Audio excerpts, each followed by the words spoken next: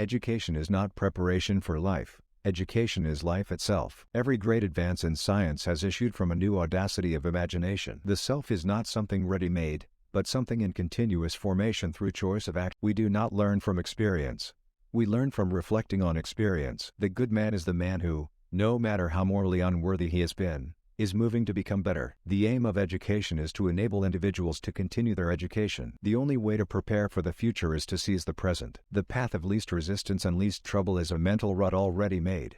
It requires troublesome work to undertake the alternation of old beliefs. Every art and every inquiry, and similarly every action and choice, is thought to aim at some good, and for this reason the good has rightly been declared to be that at which all things aim. The greatest sign of success for a teacher is to be able to say, "The children are now working as if I did not exist." Democracy has to be born anew every generation, and education is its midwife. The belief in a supernatural source of evil is not necessary. Men alone are quite capable of every wickedness. The true test of intelligence is not how much we know how to do, but how we behave when we don't know what to do. Skepticism, the mark and even the pose of the educated mind. It is a familiar and significant saying that a problem well put is half solved. The active side of human nature expresses itself in work.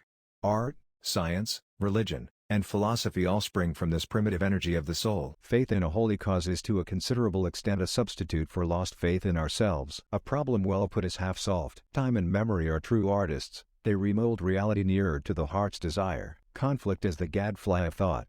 It stirs us to observation and memory. It instigates to invention.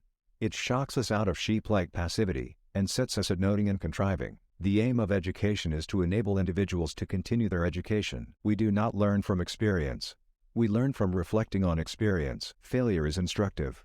The person who really thinks learns quite as much from his failures as from his successes. Arriving at one goal is the starting point to another. We only think when we are confronted with a problem. Knowledge, in other words, is not a mere repertory of isolated facts, but a system of laws relating phenomena to each other. Education, therefore, is a process of living and not a preparation for future living. The deepest urge in human nature is the desire to be important. Knowledge is not a finished product but an ever-renewed process. The only truly educated person is the one who has learned how to learn. Education is the process of living through a continuous reconstruction of experience. Without some goals and some efforts to reach them, no man can live. The aim of education should be to teach us rather how to think than what to think, rather to improve our minds, so as to enable us to think for ourselves, than to load the memory with thoughts of other men. Every reflective person sooner or later faces certain questions. What is the ultimate end or aim of human activity?